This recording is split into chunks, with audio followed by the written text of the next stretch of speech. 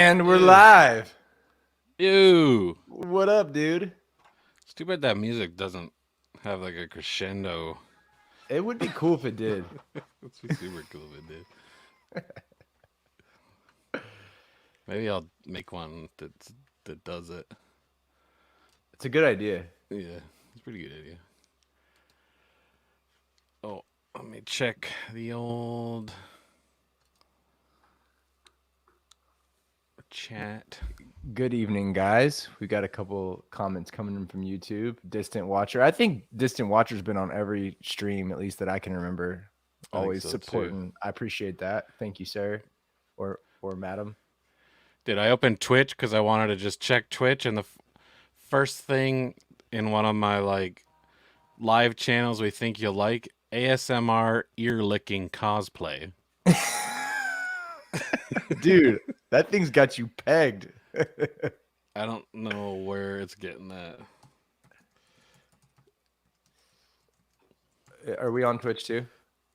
I think we should be. I'm just checking it to see if we're... Yeah, I'm gonna log in and look myself. The old Twitch. Yeah, we're live on Twitch. Live on the old Twitch. Right on. Anybody on there? I think you see different stuff on your what's up, Paper Cut? Aaron? Paper Cuts, isn't that a Linkin Park song? I think, yeah, on the first record, isn't it? Yeah. Is that your phone? What is this? Yeah.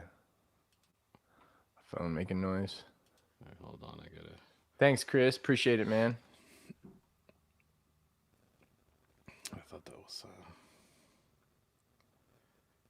All right, Chip, what have you been doing? Got a new tattoo yesterday. Kind of filling in the Star Wars sleeve. Or not sleeve, but... Is it Jar Jar Binks? No. Is that... What's all new? So all of this, the X-Wing scene... Yeah. is all new, and then... Oh, I forgot you got Jar Jar Binks on your back. Yeah. And then this here... You get Jar... It's a full back piece. Fully erect. He's fully erect on it, too. And you can tell. This here's new, and then this little like fill piece here. So wait, are the TIE fighters new? The Interceptor's not. Like that was the Death Star and this TIE Interceptor are like a month old maybe. Yeah. Or a few weeks, and then like all that.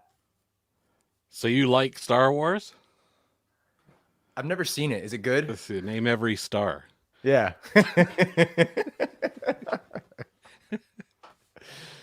Oh, man.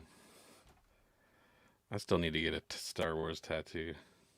Dude, next time you're in town, I told you my boy Ken will hook you up. I don't know what I would get. Where would you get it? I don't know. I get some room sort of in my upper arm areas. Yeah. Or leg, maybe. I don't know. Yeah, he can do about anything, man. He's super. I don't know what I would get, though. But I would do like a Star Wars or Zelda, maybe. Yeah. So I got the lightsaber on this arm. Yeah. Do you have the Master Sword? Yeah, Master Sword. Yeah, it's right there. Right there. That's a cover up of an old tattoo. And then I've got the Triforce right there. Did you have the student sword before that? the apprentice sword? The Deku sword? The Deku. Yeah, dude, we saw the Breath of the Wild 2, even though, I mean, that's been for a while anyway, but... Yeah. Dude, that looks so good. Yeah. Did you see the Metroid trailer? Yeah. Were you a Metroid fan? I was, but I'm more I mean, I played Metroid. I didn't really play Super Metroid back in the day, Dude, then you missed out, right? Super Metroid. I did a playthrough of Super Metroid a couple years ago. It's still awesome. But I don't know if you don't have the I've nostalgia. played Super Metroid since. Like I played it not recently, but Did you like it? recently-ish. Yeah, Did you but I beat it? like no.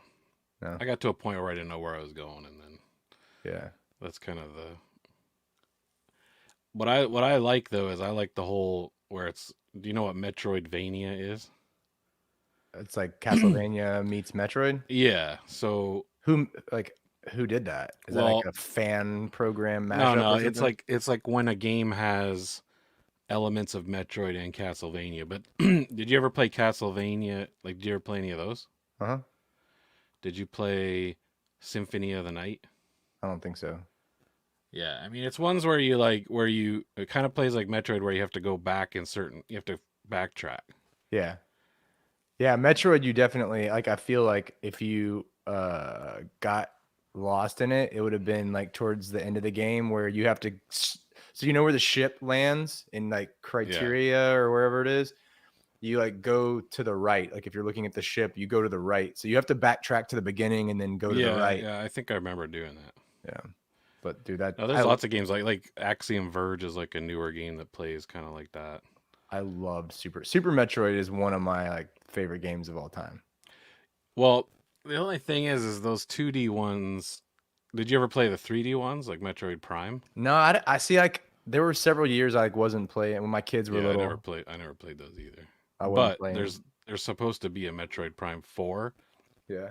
And when I saw that trailer, they had it where it was like third person or first person, Yeah. but then they did the old swap a route to 2D, Yeah. which I think is kind of weird because people really want the Metroid Prime 4. But Yeah, the trailer for the new Metroid was kind of like I was confused because it shows it 3D and then it like shows the more traditional like Metroid look and I assume that's what the gameplay is going to be like. yeah, it's like a 2D. Yeah, which is I'm cool with. Yeah, no, it looks all right. Um, what are those? Did you But yeah, see that Zelda Game and Watch? uh-uh. That Like a thing's cool. I'm like gonna pick a that up. watch? Nah, like Nintendo when they first started out, they did those. Remember those Tiger handheld games? Mhm. Those garbagey games with like the little LCD screen or whatever. Yeah, like single. Nintendo used to make those that were actually half decent. Yeah. So basically, they're re-releasing Zelda 1, 2, and Link's Awakening on a little Game and Watch thing. It's not a watch, but Yeah. it does tell you the time. I think that's why. Yeah. Anyway, That's cool. I'm super excited about Breath of the Wild too though. yeah, it's gonna be forever though. Yeah, I know. But though those new abilities like warping up through solid matter Yeah, and it's like gonna be more like flight based, I think. Or like there's yeah, gonna be no, more aerial aspects to it. I don't know. no, I Looks think cool. it looks super cool. I mean, Super the cool. first one, I love the first. The first one's probably my favorite game all time. I think Yeah, it's just that good. it is that good. Dude, I hated it at first though when you couldn't climb. Oh my god, dude. I didn't Just know what I was pissed me doing. off so much. Between that and freezing to death. I kept Oh yeah, climbing that mountain and like I'd die and I didn't know why. I was like, what the hell? oh yeah, yeah. You gotta wear the right clothes. Or cook the right food or whatever. Yeah, Yeah. or yeah, the food. Oh, dude, that game's so good. So good. I'm trying to bring this thing up here real quick. So what have you been up to? Uh, put a ceiling in today. Not my own, Oh yeah? but Like ceiling. like a drop ceiling or what? Nah, like just put a drywall up. Oh, okay. You ever done drywall? It sucks. No, I mean I've helped, but I'm certainly not capable of doing it myself. It blows. Yeah.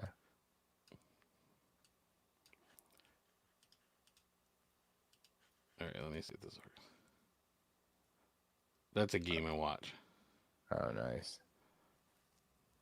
So anyway, kind of like a Game Boy. Dude, that title screen like gives me like ridiculous levels of Did you know that you nostalgia. can like save by pressing up in something or whatever in Zelda? Huh? Like the original one? I watched a video on like Secrets of Zelda 1. Yeah. I did not know that. Let me see what you have to do. If you press up and A button simultaneously on the second controller while the game is paused, will warp Link back to the starting screen. I don't think I don't know if that's what it is. Yeah. Or no, maybe that is what it is. Anyway, doesn't matter. All right, Chip. Remember back a few casts ago or streams ago, we did Kill, Marry, and Frick the foods. Yeah. I got some more for you All right. before we get into our Bennington chat. All right. Kill, Marry, Frig. Chip. Coke or Pepsi, those are together because they're whatever. Dr. Pepper or root beer. So you got to Okay. kill one of those. Not a Marry big one. not a big soda drinker, but I'm probably out of those. It'd And be Frick like one. kill Dr. Pepper. That's crazy talk, but okay. Yeah. Especially from Texas, you should be. Yeah, I'm not a big Dr. Pepper fan.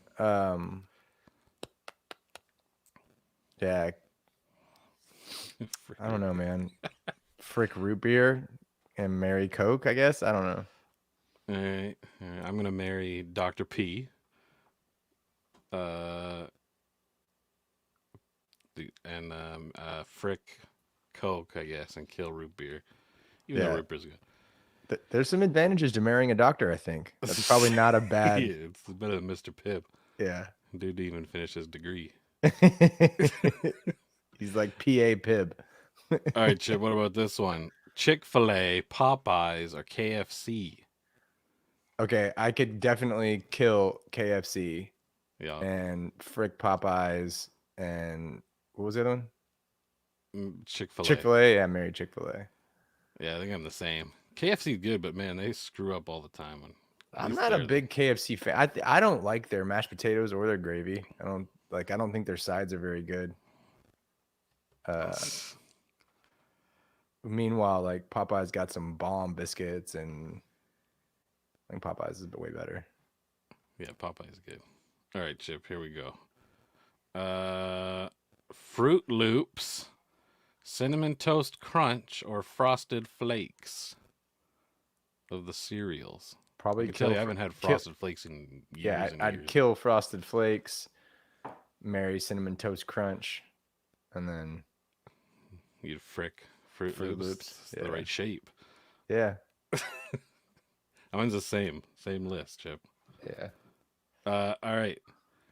Nachos, popcorn, or chips?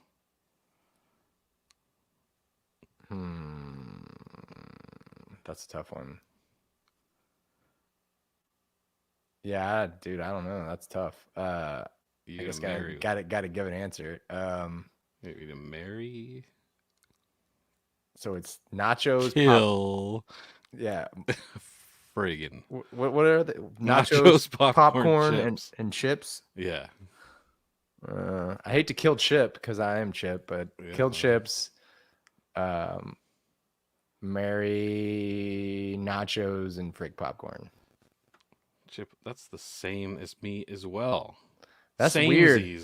We're not normally that no, that normally synced we're up. Totally opposite. All right. Last one here. Biscuits and gravy, chicken and waffles, a ham and cheese omelet. Jesus. I'd kill the ham and cheese omelet. 'Cause I'm not a big fan of ham or cheese. But dude, honestly, I could easily kill biscuits and gravy too, because you know me, I don't eat gravy. Yeah, big biscuits and gravy. But chicken and waffles, I would marry and frick. Really? Dude, I love chicken and waffles. I've never had good chicken. I've never had chicken waffles that have been good enough where I've been like, oh, I really want to have this. Really? Because I would kill the chicken and the waffles. Really? Yeah, we need to take you somewhere. I would marry the omelet and then frick the biscuits and gravy. Yeah. Grits. Who? Becky shrimp and grits. Do you like grits? No, I hate grits. Grits are so weird. Yeah, which is funny because like I grew up, I'm from Alabama, and Yeah. like all my family's from the South, so like grits are like a thing in my house, and I was I don't know if that was the outcast, but I was like the vocal hater. I hate grits. I think they're disgusting, and I don't even know. You can't even get grits here. yeah, I it's tried like looking for them just to. What? Yeah, they're. my dad's like he makes them, and he's very proud of them. And I'm like, look, it's nothing personal. Like you're a great cook. I just hate grits. You put The only enough. reason I know about grits is from my cousin Vinny. The movie? Yeah. They have grits in that movie? Yeah, there's like a whole part of the trial is the grits, Chip. I don't remember that part. Cream of wheat. I don't even know what that is. Yeah, I don't. Doesn't sound good though. Yeah, I don't fucks with it. Sounds like some kind of wheat cream. Yeah, hey, what up, Aaron? 205. Alabama 205. What is the? What's a? I can't think of any Alabama towns. Birmingham, Montgomery, Mobile. Mobile. Yeah, my kids are in Alabama right now on Smith Really? Lake. Yeah. What are they doing there? With grandma. Oh, yeah. Yeah, having the time of their lives on the boat, riding out up there on tubing and shit. The old boat. Boats and hoes. It's your kids right now. Yeah. Hopefully they're not drinking sangria. No. Nachos and lemon heads. My dad's boat. Your mom's boat. Oh, man. Well, that's fun, Chip. It's good times. I'm not a big boat person myself. I'm not either.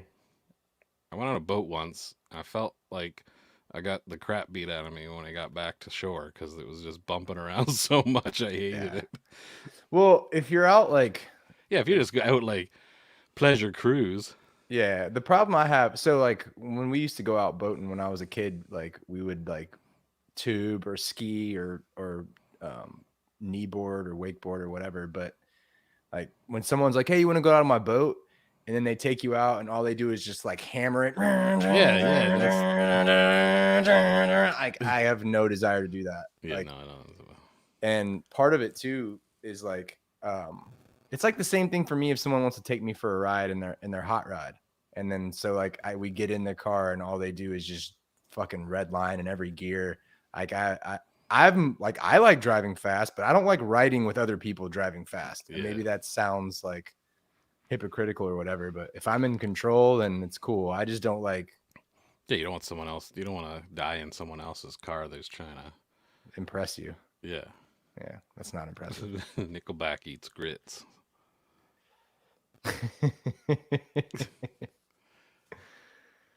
Yeah, I mean, if it's like some kind of yacht, right? That's a whole different story. But I don't want to go on like a speed boat. Yeah, dude, going out on a yacht would be tight. So if anyone in the chat has a yacht and wants to take us out on a yacht, like, well, we need to do a yacht if we ever do a state by state where there's like some kind of water. Yeah, which we should have done probably Mississippi, but well, we were on the river. Yeah. Till that cop busted us. Dude, you got it. Yeah, it was our ranger. I mean, they were keeping the place safe. You gotta hand it to them. They're doing the tough job, running the band off, who was somehow we're causing all kinds of trouble. What? We might have been slam dancing if we had stayed there longer. Where did we go? I don't remember. Did we just go like? Oh wait, no, I remember. We went to that casino parking lot. Yeah. It was like down the road, so it's still Mississippi. Still riverboat gambling cruise. Yeah, we literally have never done any of those things. Oh man. All right. Well, do you want to talk about this dude and his music? For sure. Right on. Did you end up listening to that? Not listening, but did you listen to any of their newest one? I'm not Did gonna you lie. skim through it, Chip? I I may have when it came out, man. I'm not gonna lie. I'm not. I was not a huge fan of the direction that they took after Meteora, but I Oh, still listen. Meteor. Like I still bought Minutes to Midnight. Like I owned somewhere. I have that physical CD. Is Um, that the one that was that right after? That wasn't right after Meteor, was it? I'm pretty sure it's the next one. Dude, when I Um, was looking at their discography, I was like, wow, I missed there's a lot of music I didn't listen a to as well. lot of stuff here. I did know one song off of one of the more albums that I'd never heard of. Yeah. Um, and I was listening to the singles. Like these albums show that they've got like 4 or 5 singles. I don't recognize any of the songs. On which album? The one before the latest one. Was that A Thousand Suns or Living Things? Uh, Oh wow, no, the Hunting Party, One More Light. You're right, dude. There were a bunch of. So the Hunting Party was the second to last record. yeah, and that one I didn't recognize anything. But then there was another one that was before that I recognized one song. Burn It Down. Yeah, yeah. I would have figured that song was off. Like I was so out of touch. I would have figured that song was off Minutes to Midnight. Like it sounds kind of like it could have been off that record. But Right? And there's a whole record between those two. I think there's is there just one? Yeah. Yeah. There's one in between those two albums. Yeah, no. I mean, I obviously started. We discussed this before. We have a whole like little podcast about it. But Hybrid Theory. I mean, that's the first one I listened to and just loved it. Yeah. Well, I mean, that was their debut record, Yeah, right? yeah, So I think so starting kind of back from the start, like I heard them in my junior year I mean, when it came out, right? Because yeah. One Step Closer was all over the radio. And I had to be honest with you that I didn't like it. Like when I first heard One Step Closer, I was not really a big fan. But one of my buddies was a huge, like he bought the record and was like, dude, you got to listen to this album. So Hmm. I'm trying to remember what song it was that hooked me, but I ended up buying it and loving it. And eventually, like One Step Closer kind of grew on me, but that's not even close to my favorite song of theirs. No, Um, that was definitely the one that hooked me. 'Cause I saw the video. I don't remember it being on the radio. It might have been, but Dude, it was uh, all over the radio in Texas. yeah, it was. That was the one that I saw the video for. I thought it was super cool and bought the record off of that, and then just listen to it all the time, front to Yeah. back. Yeah, I think honestly, like he put it in and like paper cut, like the opener was like, oh wow, this is good. You know what I Hmm. mean? The riffs and the tone, um, just it's a Yeah, great mashup of all the genres that we can discuss kind of their influences, but um, yeah, it was yeah. Mine. I think my one of my favorites is "A Place for My Head." yeah, that's a killer track. That song is awesome. I mean, the whole album's good. Did you see them live at that point at all, like on that record? I think no, I didn't see them that early. But I did see them around that time, that live in Texas. Yep.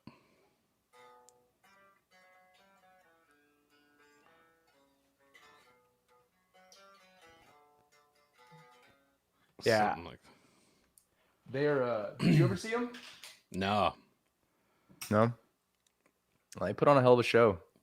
Yeah, I would have liked to have seen them in that time frame, but I mean, if they came to Canada, I have no idea. Yeah. Like that was kind of where the internet was just. Well, it wasn't just, but I feel like you're out of the loop a lot more, Yeah, and then or I wasn't. so first record, owned it, loved it, thought it was great.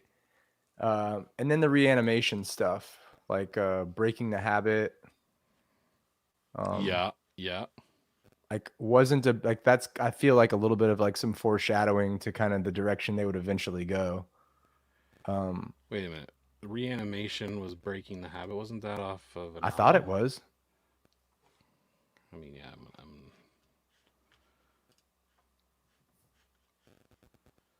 What the hell was reanimation? Wasn't that the? It's like hybrid theory, but like kind of like techno-y, right? Is that's not the Jay Z thing, is it? No, no. Dude, Pulling it up. I Yeah. don't know. Yeah. So Reanimation is the first remix album by American rock band Linkin Park as a follow-up to their first album, Hybrid Theory. Yeah, see, I was never big into remixes. Yeah. But I don't think I remixed a remix, and it went back it to was the like original. the original. Yeah, Yeah, but like I think you had some new stuff. Like wasn't it, I swear that's where Breaking the Habit came from, but I could be wrong. This I is don't my see memory. it. Maybe Aaron it was Lewis is on it, Meteora. dude. This completely went over my head, but anyway. Yeah. Yeah, no, I liked that first record so much, and then I obviously bought the second record. Well, I guess in between they also had the one with Jay Z, right? That was before Meteora too, right? No, that's after Meteora because the Jay-Z stuff uses some of the Meteora songs. No, well, epic failure. So before we get to the Jay-Z Collision Course record, what did you think of Meteora? Because I feel like there's some division between. I liked it, but not as much as Hybrid Theory. But I listened to it more recently, and I think it's just as good. Yeah. Um, yeah, I really mostly just liked what was the first one, Somewhere I Belong. Yeah. Like that was the song. I thought that song was really good. I bought the record. Um, and then that had a bunch of singles too, which I honestly didn't even realize some of those were like kind of all blended together when you think back that long. I mean, that was 22 years ago when Hybrid Theory came out, right? And when you hear a lot of the stuff, because in Canada, Crawling definitely got played a ton. Yeah. And then what was the not Somewhere I Belong? I don't remember that being played a lot. What was the next kind of big one off that album? Faint. I love Faint, dude. I Faint don't is think it so was good. that It's got one. the violin sample in the intro. Let's see. I can feel Oh the yeah, way I yeah, yeah. did That song. before. Don't turn your back on me. I won't be ignored. I loved Meteora. Like there are people who like I guess still don't think Breaking it. the Habit. That one was definitely one I heard a ton. Oh, Oh, so that Numb. That's the one. That song was huge here. I always feel like Numb is off of the one with it was off Hybrid Theory. it does have like a hybrid theory feel. Yeah, it always feels like those two are because it just goes with like the Crawling, Numb, Yeah. but whatever. Now, I kind of feel the same way. But dude, that song got blown up here huge. I think. Yeah. I again, I like Meteora and when it came out, I may have liked it more. Like and partially like I felt like the guitar tone on Meteora was fucking huge. Now that's not going to make a record obviously, but like Faint and Somewhere I Belong, just like when those guitars come in, they're massive. Like they Yeah, are. no, that album definitely sounds, I think, bigger Oh, dude, they get and yeah. and Well, more I'll get produced. I think it almost sounds more produced. yeah, Not like that. Not that that's a bad thing or anything. It just sounds like there's more money behind it. yeah, dude. I think that like people like being produced becomes a four-letter word, and I don't believe that. Like I No. like some of my favorite records are extreme, very well produced. I like that. And the thing that was crazy to me is when I saw them live, like they were able to reproduce that. Now, obviously, having a DJ or someone who can trigger samples, and Yeah. I'm sure they're running. Well, I know they were running tracks, but dude, they were good. Like they were Yeah. tight. Yeah. When you can run all that stuff, you can definitely have it more full. So you can make it sound more like the record. Yeah, which in and of itself like is a challenge too. You know what I mean? Like that's a you hit play or they're running tracks like you better Oh yeah, be you got to be you better be on. perfect. Yeah. Yeah. Um, all right, so then after that is when the Jay-Z one came out, right? Yeah. Yeah. So that's in between um, Minutes to Midnight and Meteora. Or maybe even around the same time as Meteora. Let's see here. Did you buy that record? Minutes to Midnight or the No, Jay-Z one? no, the Jay-Z one. Yeah, I did. See, I never bought that one. Dude, I honestly it got me back into hip hop. Oh yeah. Yeah, like I thought it was so good. I thought it was so well done. I thought it was so good. And honest to God, if you watch the live performance they did, I think they just did one performance. I'm not 100%, but the one from the video, and it's on YouTube, you can watch it. Yeah, it's right here. The guitar is massive, dude. It sounds so good. When we were doing our first record, I think Trevor had talked about how bands like that and 3 Days Grace would cut their guitar chords so that you wouldn't hear the first, like, you know how when you strike a chord, right, you have the build up, you Yeah. know, there's a slight, A transient, yeah. yeah, and then there's obviously the transient out, right? Yeah. They would cut their chords to remove all the transient so you were getting just the full The chord. meat. Yeah. Yeah. And that's like a style or whatever that gives you kind of those bigger guitar sounds That's crazy. in certain things. So Well, and the the live is still very produced, right? So they could easily have done that. You know what I mean? yeah, With the live tracks from the Collision Course. But dude, Collision Course sounds massive. Like the live performance that they did hmm is massive. Like if you want to hear like my definition of amazing rhythm tone, check out the Collision Course, especially like songs like Faint or yeah, I think Faint's probably one of the best guitar tones. It's like unbelievably good at that on that paper live. cut with Big Pimpin' Chip. Yep. Points of Authority and 99 Problems. That's the one I know the most. They're so good, in Numb my and opinion. Encore, Dirt Off Your Shoulder, Lying from You. So what? The live show is just has all these guys there, or is it just it's Yeah. 45 minutes? Oh, that's interesting. Yeah, it's so good. So you've got Linkin Park playing the music and performing their parts, obviously, and Jay-Z's rapping to this live band. It's so good. Yeah, And yeah, like I've seen rappers live before that were just absolutely terrible.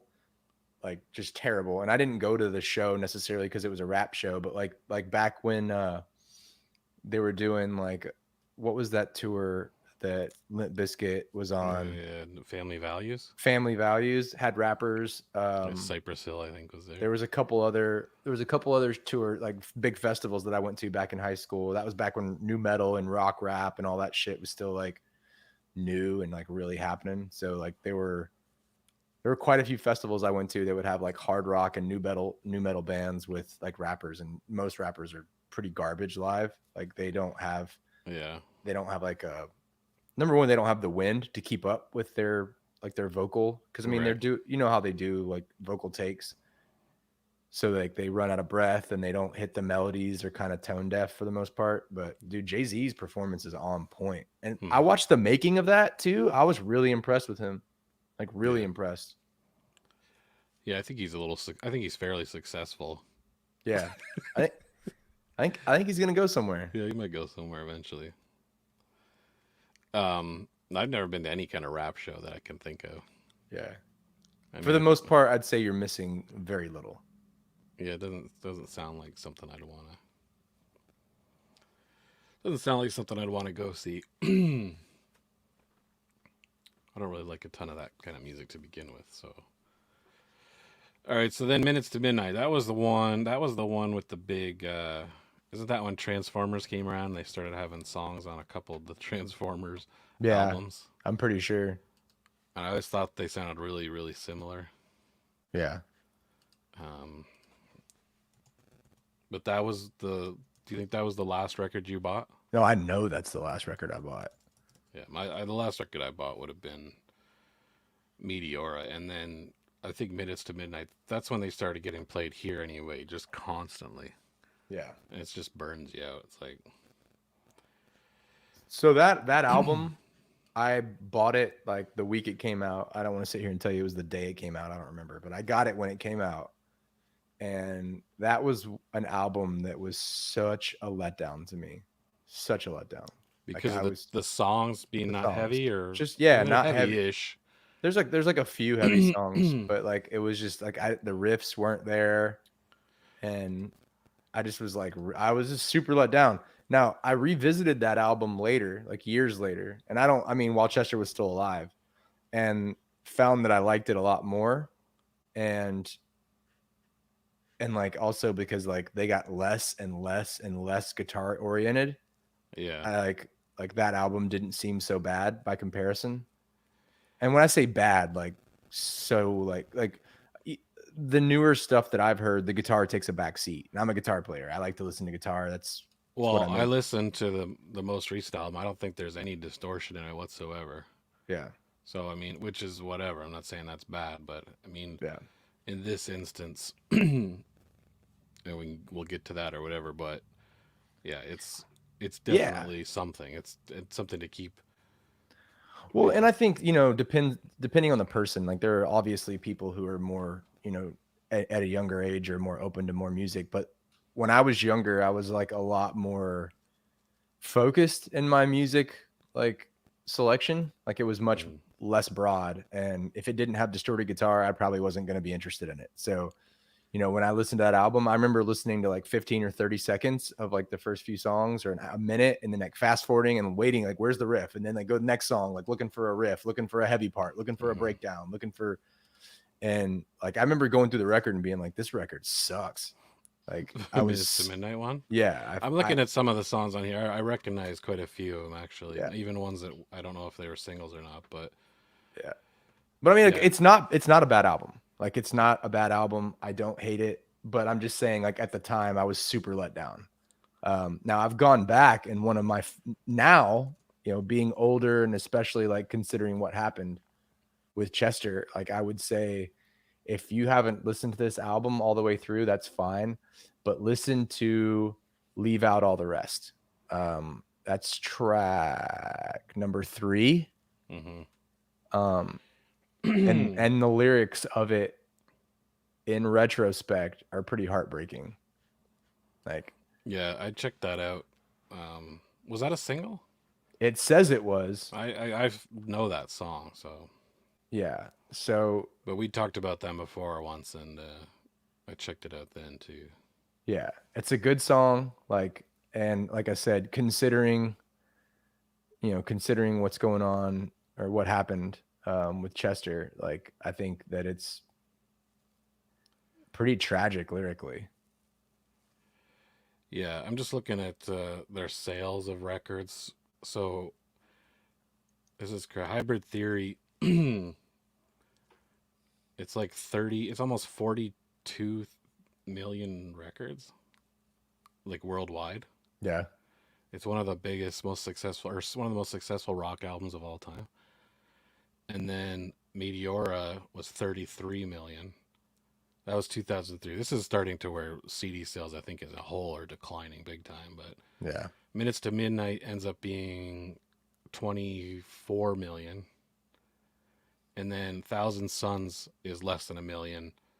And then it just keeps going down like 600,000, 200,000.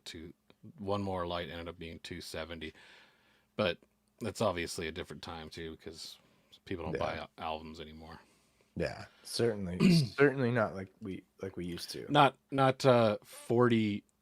42 million. Yeah. You're never gonna see that again. I mean, maybe you can get spins, but Yeah. um, but yeah. So, all right. So then we go to Immediate Minutes Midnight, the last one you bought. Then Thousand Suns. I think we can all agree that those last 4 albums. I know the last not counting One More Light, because I listened to Heavy whenever it came out, and I thought it was fine. I mean, it was whatever, right? I wasn't too Which one? Heavy. That was the first single I think off of of their last album. Oh, okay. Um, you probably know that song. I don't know. I may. Anyway, I thought it was fine. It's whatever. I haven't really wasn't following them, so I didn't really get that people were being like upset with it. And then I heard One More Light as well. I've heard that song, even whenever that was around. Well, I think they played that quite a bit when he actually, when he died. And I thought those album songs were going to be kind of outliers on that record, but it's all kind of that vein. Yeah, You don't remember when that album came out, and I just remember there being a distinct like backlash that I hadn't heard from any of the previous records or anything along those lines. I remember that and thought it was kind of bizarre because I was like, dude, they've been going this way for years. Yeah, because I went and checked out I checked out the Hunting Party, Living Things, Thousand Suns. They all have distortion and they all do have little parts here and there that still kind of sound like Linkin Park. But yeah, I mean, this album coming out doesn't really. I don't know why this would have backlash, but you get into it, and he, I guess, was like fighting people on Twitter and stuff like that. Like he took it really personally. Some of the backlash, apparently. I saw some stuff written about that, and again, like it's I don't know, man. It's a complex issue because I mean, on one hand, like you know, everybody loves hybrid. I shouldn't say everybody. Most Linkin Park fans are fans of hybrid theory, right? And Meteor, I would And think, Meteora. yeah, But I think most anyone would agree that like that sound is what people I guess wanted from them. But but like weird to expect it based on their last albums. yeah, like the last four, not even Yeah, like but I guess what I'm saying is that like when they made hybrid theory, they weren't making it like out of some like fan expectation or some fan demand or whatever. They hmm, were like making music like most of us, I think, they're making music that they want to make, like that it inspires them, that they play it and there's something about it that they like, when people connect with it, that's great. But like you yeah, can't go into a like I don't think you can go into like the studio or like sit down with a guitar and be like, how do I write stuff that's going to make my fans happy? Like I just don't think that that's no, I don't think anybody that's does music and puts out albums does it. I was thinking about that myself. Like, I don't think I've ever, maybe back when I was like 16 or 17, I don't think I've ever asked anybody like if what they're listening to from me is good. Because yeah. what's the point of doing that? No Yeah. one's gonna be honest with you. Well, yeah, I mean if So so like yeah, I exactly. Like what do you think they're going to say? don't really care if you think it's good to begin with. I've never cared if someone thinks what I do is good Yeah. or bad. So it's like, I mean, I um, care. I certainly care, but like, not you don't care to where you're like sending it to your buddies and being like, "Yo, man, is this good?" yeah, yeah. Or maybe you do, Chip. I don't know. No, I mean, I don't I have send. some people that I like. I would say I would send it to and just be like, "Check it out," Yeah. and they could be like, "Oh, it's good" or whatever. But I'm not like, "Can you tell me if this is good?" I don't think any musicians like that really. Well, and it's yeah, no, yeah, it's weird too because like I think it's hard to like you're never gonna hear what they hear. They're never gonna hear what you hear, Yeah, right? Because like if you're a part of the process, it sounds different. It's almost like have you ever learned to play a song and then even if you weren't like wild about it, but like you learned it and then you're like, fuck, there's a lot more to this thing than I realized. yeah, And so I feel like you can have this song that you've done and you hear every little piece and it's really special to you and someone else is just like, oh yeah, cool, whatever. You know what I yeah. mean? It's like, I don't know. I think I could see probably that's totally different, obviously, because they're huge. But it's a to me, it's still pretty drastic. Even between the last two records, it's pretty drastic how different the last one is in terms of you know what you think Linkin Park is, Yeah. which is not their fault or anybody's fault really. It's just unfortunate. We like. Do you think it would have been better for them to Like if you were in Linkin Park, would you want? It's tough, right? Because maybe they just don't like heavier music anymore, right? So maybe they just have completely stepped away from it. Yeah. But would you think it'd be better to do that as like a side project, something like if you're gonna do You like mean let's just do take heavy shit as a side project, or do the more? keep your Linkin Park as like a heavier thing Yeah. and I do used like to a joke, and like this probably wouldn't, like, it's easy to say, oh, I would do this or I would do yeah. that, but you don't fucking know. But I used to joke that if I was a guitar player in Linkin Park, I would have already quit. Is it still the original lineup? Yeah. Yeah. I think I mean, they're Brad hugely Delson, I successful. think was his name.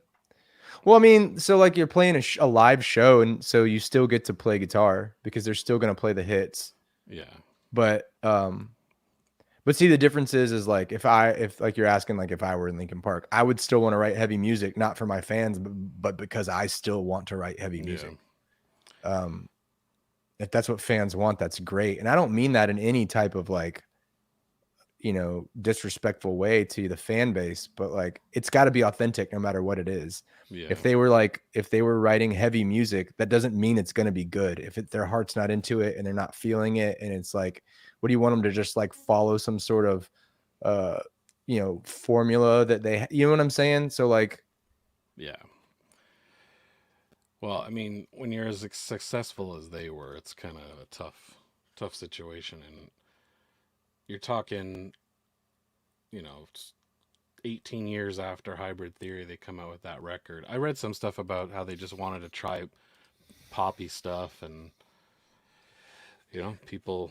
but I see, like, I feel like they've been doing that. Like, I feel like they've been doing that for a while. They were working with That's Steve Aoki, like doing like EDM remixes and doing EDM songs, and like they'd been. So by the time One More Light came out, I'm gonna be honest, I had zero interest because I knew the way that they were going and I didn't like it. And um and at that point, I would have had, if I would have bought that record or streamed it, I wouldn't have had any expectation, because it's like obviously they're going to do what they want to do, and good for them. I'm glad that they can. yeah. I Um, think because I was so out of the loop, like I feel like um it would have been more drastic if I had listened to that record, just because I feel like Burn It Down is still kind of in that, Linkin Park vibe, when you yeah, say yeah. there's No, some I think it is. It's the Michael Bay version. You know what I mean? Like the yeah. uber commercial sounding. And it's actually too bad because there's some decent songs on that record, but because people only wanted to be heavier, which, yeah, like you said, doesn't really make sense based on everything else. Yeah, Um, yeah. I I expected feel like some. people would have dropped off of Linkin Park fans well before they came out with this record, right?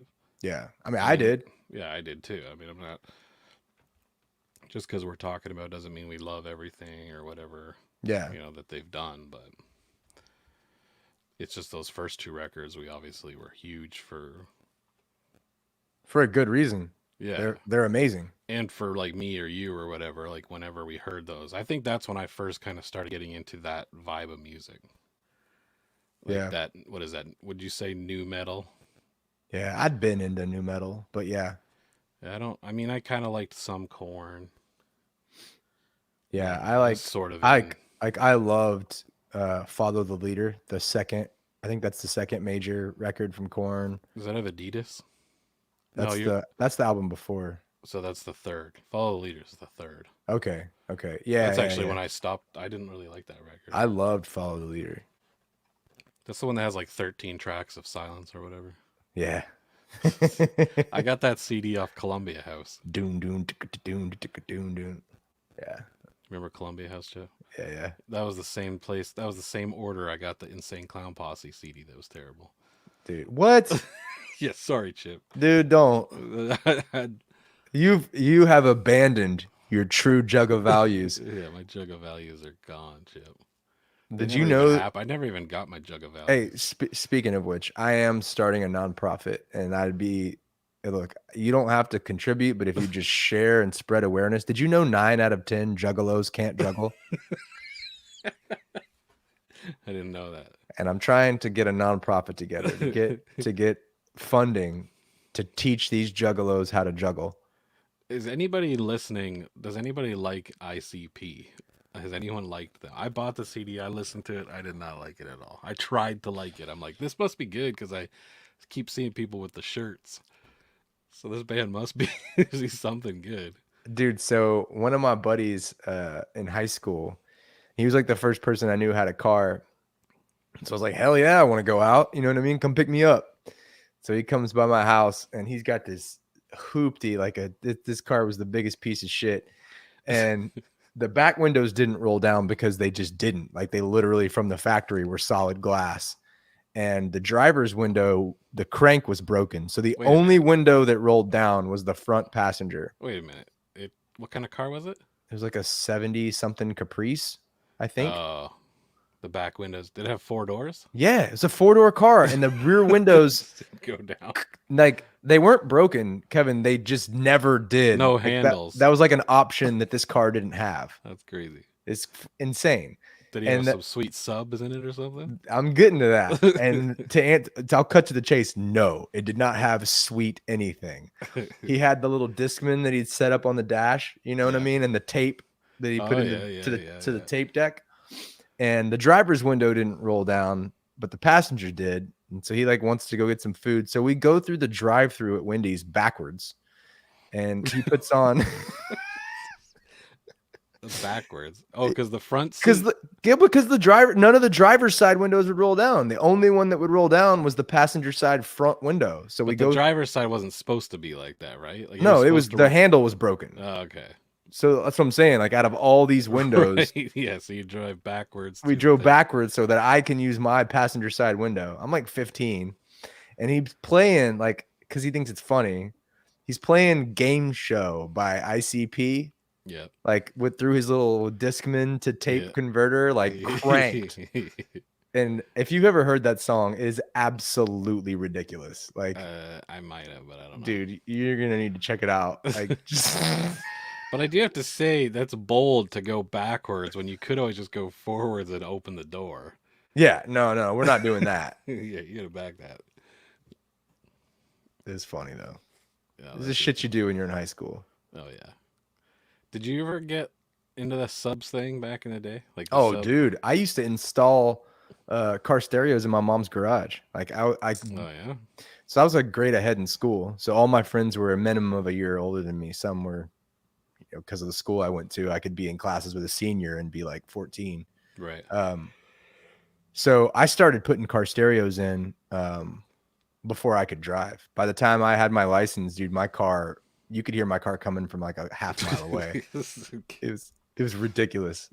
But like I did like the whole dynamat, the trunk. Like by the time I learned on my friends' cars. Like sorry guys, but like by the time I got a car, I'd put 3-4 full stereos in, like head units, all the speakers, separate amps, crossovers. Like I got pretty fucking good at it. Yeah. And so by the time I did my car, I had saved up enough money to do full dynamat, which is that like thermoacoustic liner. It's almost like asphalt that hasn't cured. It's like thick black shit. Anyway, I lined my hatch lid and the trunk space.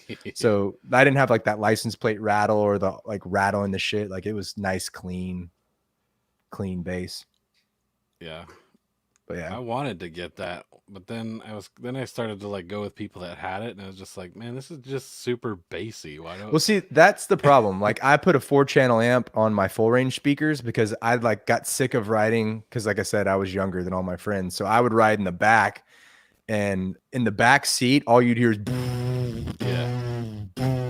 yeah. So I made sure that when I did my shit, I had like for example, in one of my cars, I had full like 6x9s all the way around, Pioneer Premiers, and they were powered off an individual 4-channel amplifier. Yeah. And so I would like cross over all the bass out of them. So like none of the 6x9s were really pushing anything other than low mids. And all the bass was carried by my 12s. Dude, my stereo was legit, dude. Did you have LED lights and stuff? Nah, I didn't neon? do that. Nah, fuck no, I didn't do that shit. Did your car have hydraulics, Chip? No. You weren't bouncing? No, sir. Was it an El Camino? It was not. Oh, I guess it's still sort of cool then. Yeah, right. What kind of car was it? Do you remember? A Camaro. Yeah, an old Camaro. Like 80s? Yeah, 82. This guy.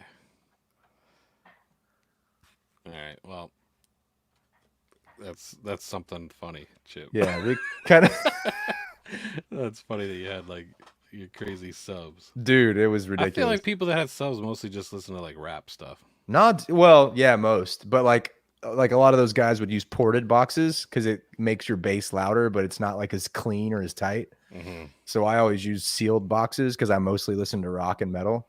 Yeah. But dude, like some stuff that like crazy hits, like for example, like Drowning Pool, Let the Bodies Hit the Floor. The bass in that song is ridiculous, dude. Yeah. It's ridiculous. No, dude, I remember like when subs were like super becoming popular because it was like you didn't have that at all before, and then as a kid or a teen you get it, and it's like the coolest thing in the world to you. Yeah. You just want to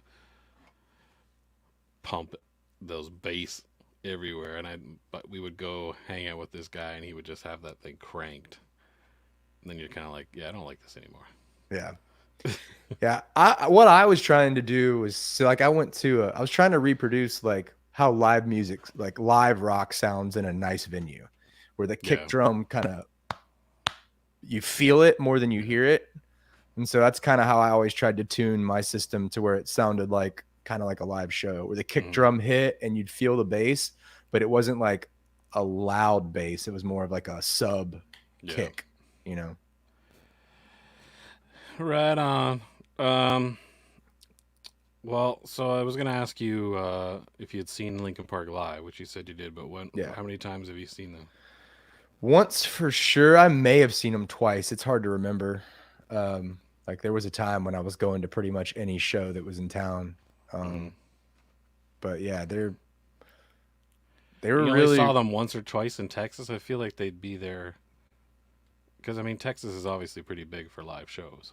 yeah, Well, yeah, most of the U.S. major cities would be, but yeah. Well, Houston and Dallas both are big live music venues because you kind of have to go through one or the other if you're yeah, gonna do if you're gonna and do they're this. close. They're close, which is Yeah, good for bands because it's like yeah, only 4 hours, and you can have two big shows if you're yeah. Well, and then also depending on the tour, if you're crazy about a band, you can catch them Dallas, yeah, San Houston, and Antonio, San Antonio. So it just depends on what even tour it is. Austin. Yeah, Austin's weird because it They're more has the like a scene. reputation. What's that? They're more like a scene city where it's Exactly.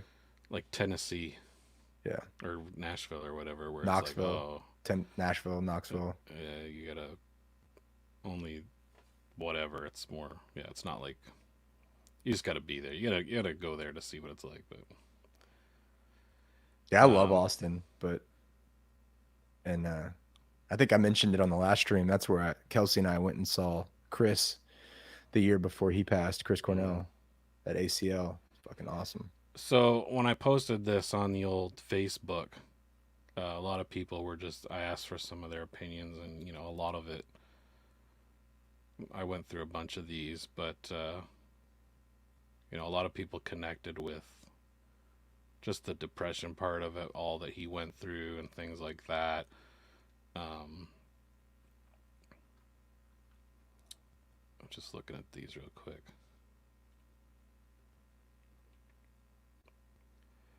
But yeah, similar things where some people only like the same ones we do as well. Um, if anyone's in the chat that was like a hardcore Linkin Park fan, that would be interesting to, because I don't know anybody who's like a hardcore Linkin Park fan, like who liked all those eras, right? Yeah. Well, and like I'd be interested too if there's anyone who likes the later stuff and doesn't like the early stuff, right? Because see, Kelsey and I, my wife and I fight about Incubus because I really not a fan of Light Grenades or anything that comes after. Yeah, And she doesn't like anything. Well, I don't want to say doesn't like anything, but I think her favorite stuff is from Light Grenades and after. And that's like yeah, to that's me, weird to me. that's incomprehensible how you would not like I love Science. Science didn't leave my CD player for like an entire summer one year. Like that's like all I listen to. I love that whole album start to finish. Yeah, No, science is amazing. And so is Make Yourself. Yeah, I mean, and so is So Morning is View. yeah. But and hell, I even like the early stuff that's like almost funk, like the Like Enjoy Enjoy Incubus or Incubus. Yeah. Fungus Among Us. But like it grew on me, I think. I don't know that I liked it the first time I heard it, but I was such an Incubus fan that I like, Hmm. but I bought A Crow Left of the Murder. It grew on me. I bought Light Grenades. It never did. So have you looked into anything about the whole Chester, like how, like about his, final day, that kind of stuff? Like, have you seen any interviews or anything like that? Have you? I did a little bit. Yeah, talk about that because I haven't seen that. Uh, no, I mean it was just he was on. He was struggling with alcohol, like alcoholism. Um, and then there was some like antidepressants, which I think are that can be a dangerous thing. I don't know some of the time frames, but it was quite a while um, to where he was off of that kind of stuff. But then, um, you know, they had found, I think, the body that like just alcohol, that kind of stuff. And then, if he's got depression too, that's obviously going to be. I mean, alcohol and depression, I can't see that being a big thing. I mean, I don't drink, so I don't really know that part of it on how that would would work with Affect it? depression. Yeah. Yeah, well, I mean, so I'm not a doctor and nor am I a counselor, so I'm hesitant to get off into a lot of these subjects Hmm. because the last thing I want to do is like say the wrong thing or trigger somebody or do you know what I mean? Like I Yeah. don't like I want to be sensitive to it. Yeah. No, Um, it's a tough thing. I mean, when it's all said and done, it's a horrible thing to happen, right? it's horrible. Yeah, Um, and and like we talked about last week, how in our era that those were two big artists. I mean, they're yeah, the kind of the ones that were around. I mean, Chris Cornell, you knew of him since you were like a kid, basically. dude, Cornell was like a god to me. And then Like, Chester was like almost like a new era of heavier music that yeah, I think it depends obviously how old you are too, because I think hybrid theory hit right in that time frame where you're most kind of coming into your own, for me anyway, as like a musical yeah, style. yeah. And you know um just yeah, obviously super sad. And there are people in the comments that were just relating to that aspect of it. So Yeah. um Yeah, it's Chester. So backing up, I mean, I don't want to go off on Chris Cornell. We had a whole podcast dedicated to him, but I mean, mhm, he was like a god to me. Like right. that man for me anyway, it was like that's a rock vocalist. Like just from the time I was a kid. And like there's like a lot of really great memories that go along with some of those albums to me. Like when I hear Fell on Black Days, it's like I go right back to the summer where I went and spent it with my childhood friends from Arkansas. Um, like I flew back to Arkansas when I was like 14 or 15 and hung out with some of my homeboys I hadn't seen in years and they were 16 at the time and we were driving around listening to Soundgarden and so like there'll be times like I'll like hear Soundgarden and it'll just get so melancholy. It'll just like Mhm. hit me like fuck dude this guy's no longer with us and it's I don't know man like it's a weird feeling. But then like I think like I feel lucky to have seen him live, to experienced him with Yeah. so many different projects and to like have gotten to be a part of that. And I think that like for a newer generation, even more so, and this has nothing to do with like vocal ability or whatever, because like I'm not trying to compare like to one man's gold or one man's junk is another man's treasure or whatever. So I'm not talking about, but I think even more so maybe Chester because Chester really didn't hide like a lot of what Chris talks about is hidden through metaphor and Yeah. um kind of cryptic messages and Chester just bears his soul on the track. And I think that's part of what a lot of people identify with is that Chester wasn't like he wasn't scared. He didn't hide what he meant and it's kind of crazy looking back to think that like I'm Well, not. I don't know what people were doing, but when you listen to, like I said, leave out the rest. When you listen to a song like that and like really pay attention to every word that he says, it's like shit, man. We should have seen this coming. well, it's kind of crazy that some like for how big and like successful they were, and the lyrics to be what they were too. You know what I mean? I Yeah, mean, like you take. I don't think a lot of bands that are gonna have that kind of, because yeah, it's true what you're saying. It was a lot more out there, and he's been vocal about it too. So, um, just for bands like that, like I'll give you an example. When we wrote our second album, Evans Blue, I got so much flack for it being too dark, and I'm like, that's weird. I mean, I didn't think anything of it, but it's like it's kind of strange that they could have had all that success and have that kind of message. yeah. Um, But I Maybe think it goes that's over people's heads too. It's tough. a Yeah, lot of people don't really listen to lyrical content yeah, like you or I do. yeah. You know, when I was a kid, my dad used to quiz me on what band is this? Listen to the vocals. Do you recognize that vocalist? And And you're like, like, Dad, it's ICP. I got it. right, right. It's Shaggy. It's a Shaggy. motherfucking juggalo, pops. What are you talking about? Oh, it wasn't me. But isn't that one of the ICP clowns' names? Oh, Sh- I thought you were Sha- talking about Shaggy. This is the artist Shaggy. You remember him? oh, of course I do. Let's see here. What are these two goobers' names? Shaggy Two Dope and Violent J. That's funny. But yeah, my dad would always quiz me on who the vocalist, like, do I recognize the band, or like, so like from the time I was little, he would have me like critically listening. Do you know what this song's about? And like he would like analyze songs with me. You know what I Really mean? Yeah, my dad's huge into lyrical content, like huge. interesting. So he would like, give me his interpretations of songs, and then as I got older, like he would ask what my interpretation of a song was. So like song meaning, Hmm. lyrical content, and then critical listening was always like, I mean, he from the time I was like 5 or 6, he like taught me how to pick out the instruments and how to Yeah. hear this instrument from that instrument or whatever. And I mean, Yeah, it's weird. I guess it's hard to say as someone who I mean I listen to music for the lyrics a lot too, obviously, and I think a lot of people do. And then as just writing myself, it's something that it's obviously very important in that aspect of it. So I guess it's weird to the concept that people don't listen to or don't really care, I guess, completely. But I yeah, mean, I obviously that was only for stuff I like too, right? yeah, I mean, I'm not listening to songs on the radio really and being like, oh, what's this about? yeah, But yeah. I mean, it's funny because like one of my friends who's not a musician told me one time, like he's like, I can't remember how he put it, but it was almost like you realize I don't hear what you hear, right? Like I listen to a song and I just hear a song. I don't yeah, hear the guitars and the drums and the bass. Like I can't hear them like you can. And then you forget sometimes that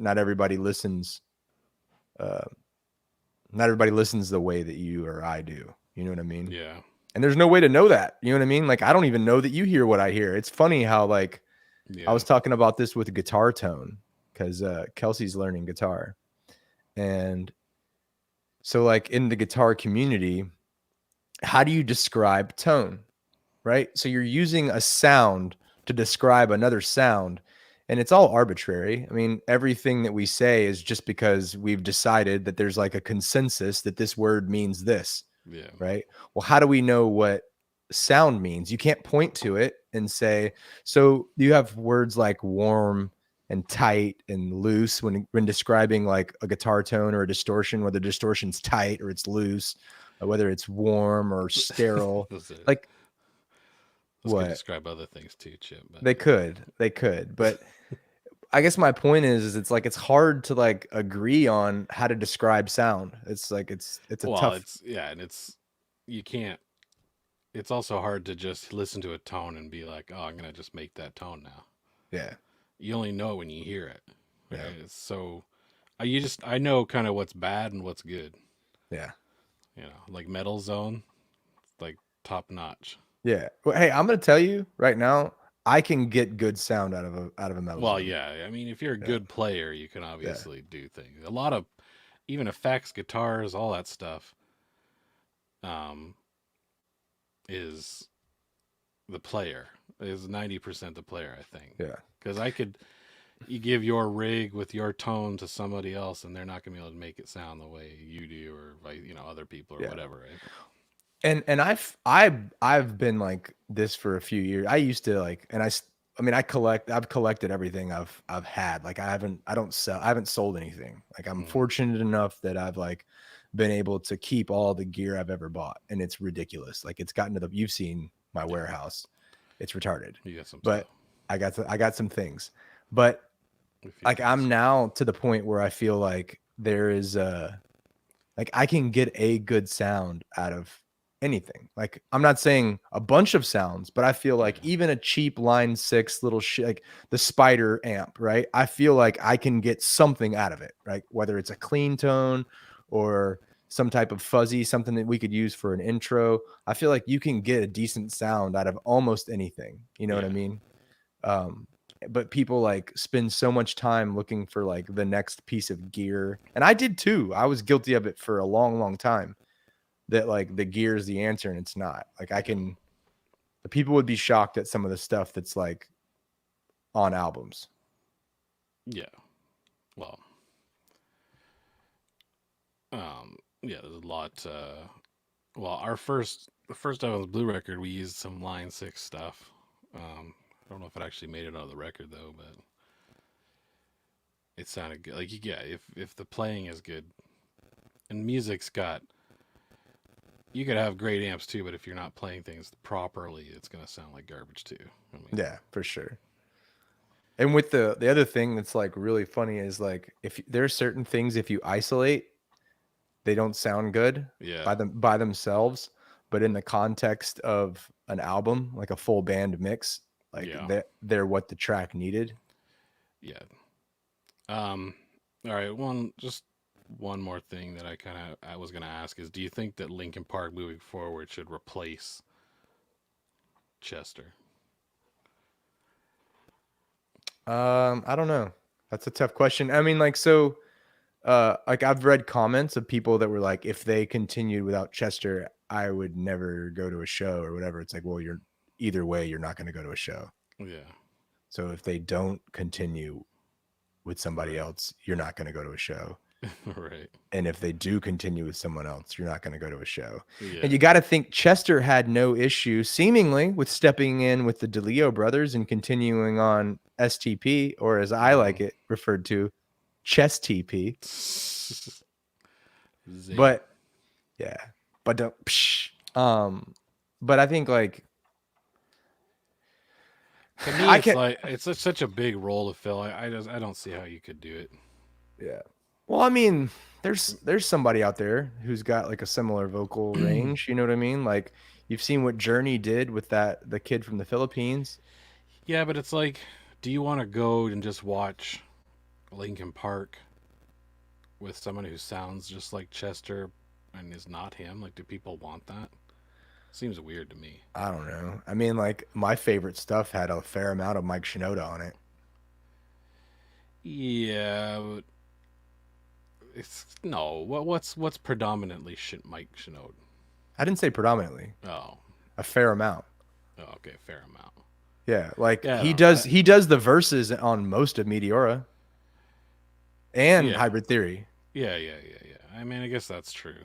So like most of the verses are him.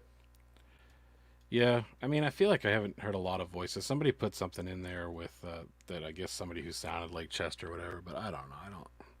I don't think they need to do it. I mean, they're obviously I set. mean, I guess my thoughts are is if the band wants to play live Yeah, and they want to play those songs, then like that's their choice. And yeah, I understand people who don't want to go see it.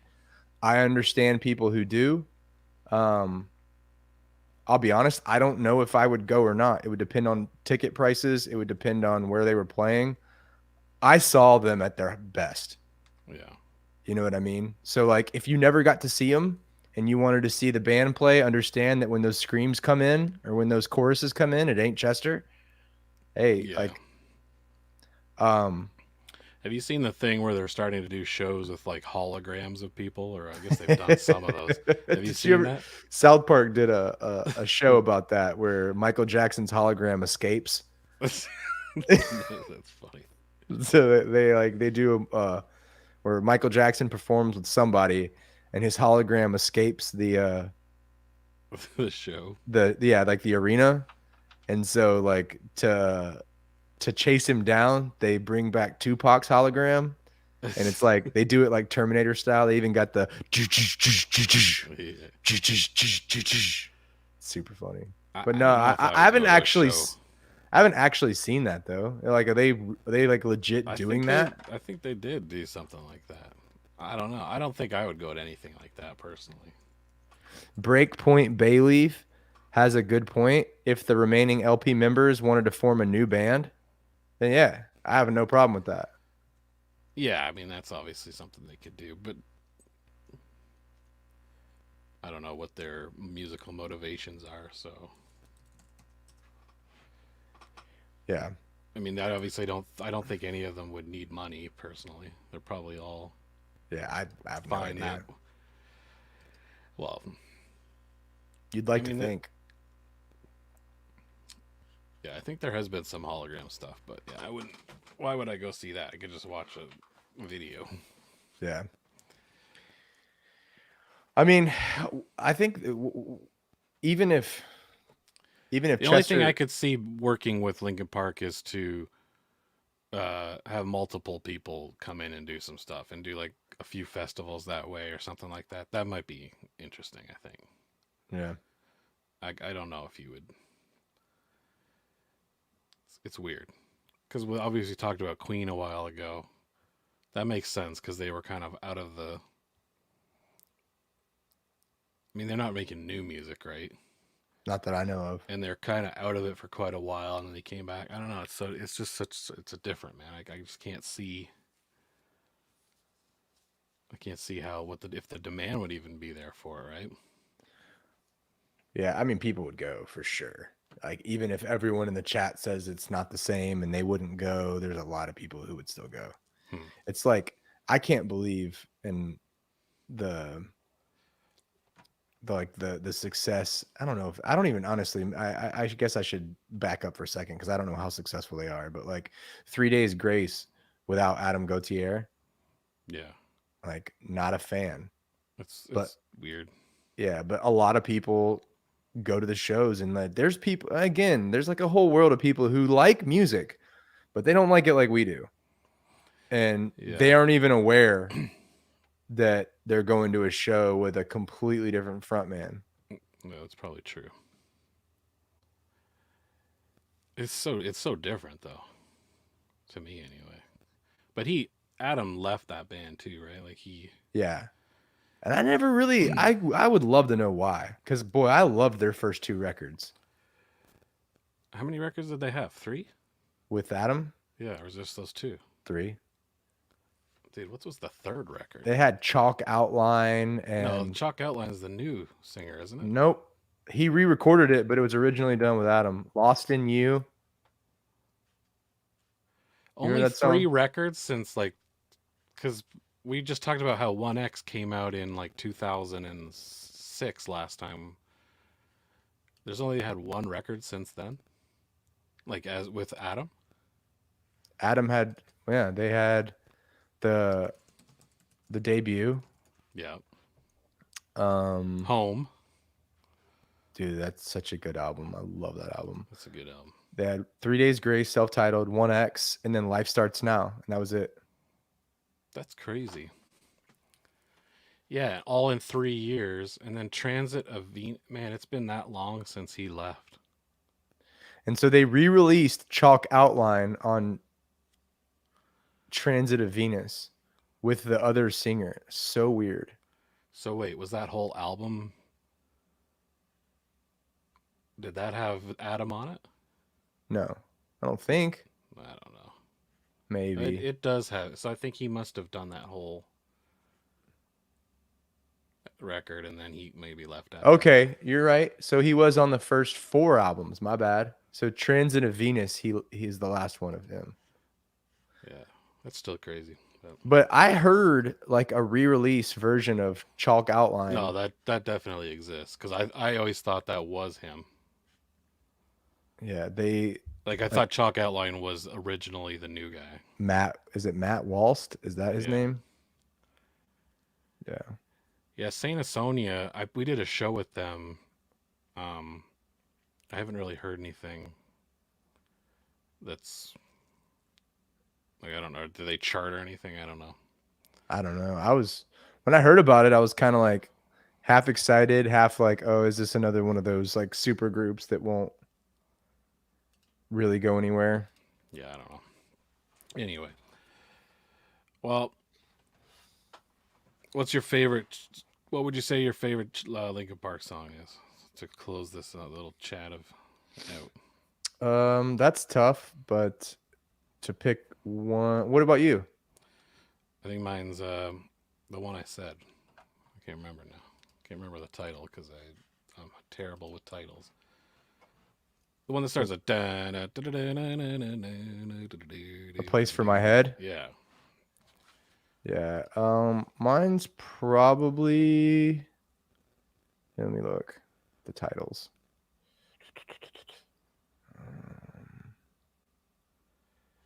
It's tough, dude. That whole record's good, and a lot of Meteor is really good. Yeah, I love Meteora. Meteora may be my favorite, but it's like honestly, they're like right there for. It's like the first two APC records. I can't pick one. Yeah, Uh, it's pretty close to that kind of thing.